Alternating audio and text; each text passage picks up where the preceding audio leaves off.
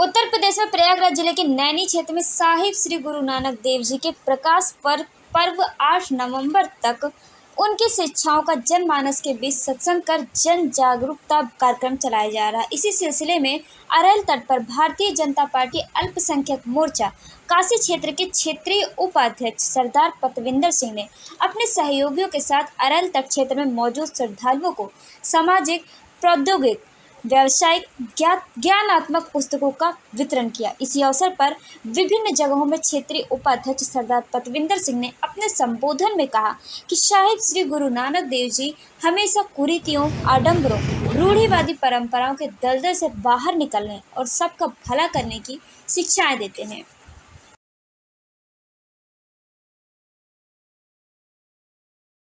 वाहिगुरु जी का खालसा, वाहिगुरु जी की फतेह।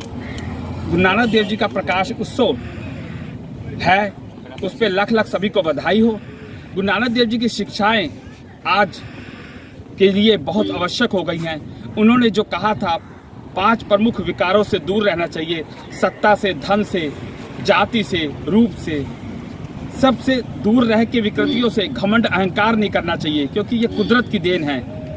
इसलिए कुदरत की जब चीज़ मिले तो बहुत धैर्य से उसके साथ इस्तेमाल करना चाहिए। जब ज़्यादा धन आए, धन दे भगवान तो उसको बांटना चाहिए आपस में, जिससे किसी को भी कमी ना हो। शिक्षा, जाति, धर्म सबसे ऊपर उठ के भगवान का सिमरन करना चाहिए, अहंकार से दूर रहना चाहिए। सभी को मैं गुरु नानक देव जी के प्रकाश उत्सव की लख लख बधाई देता हूँ। वाहिगुरु जी का खालसा, वाहिगुरु जी की फतेह। वाहिगुरु जी का खालसा, वाहिगुरु जी की फतेह। परसों गुरु नानक जी का प्रकाश उत्सव है, जिनका पूरे विश्व में बड़ी ही धूमधाम से प्रकाश उत्सव मनाया जाता है।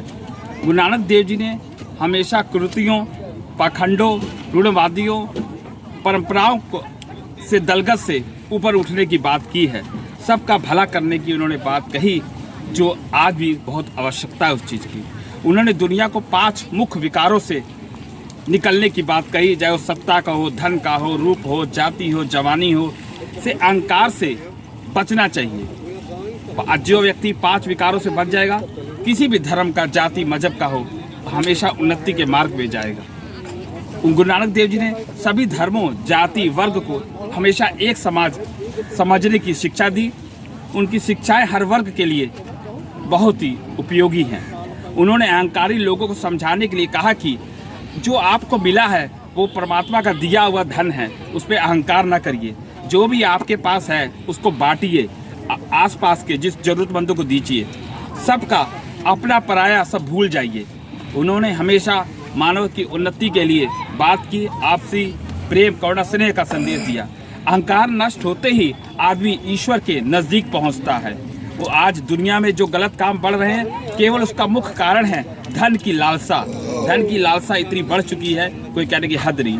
उन्होंने कहा कि धन का लालची लोगों को समझने के लिए गुरुजी ने कहा कि धन केवल जेब में जितना आए उतना ही रखना चाहिए, उसे हृदय में नहीं बसा देना चाहिए। धन के लालची को जो तृष्णा है उसको हृदय में नहीं बसा लेनी चाहिए। अगर उसको बसाना है तो परमात्मा का नाम को बसाइए हृदय में, जिससे जगत का कल्याण हो सके। तो उन्होंने हमेशा इंसानियत और नैतिकता की राह चलने के लिए शिक्षाओं का अनुसरण करना ही गुरुओं और संतों की सच्ची भक्ति है। अगर आप सच्चे मार्ग पर चलते हैं, इंसानियत और नैतिकता की राह पर चलते हैं, तो आप वास्तव में गुरुओं की, फकीरों की, संतों की और सच्ची भक्ति है।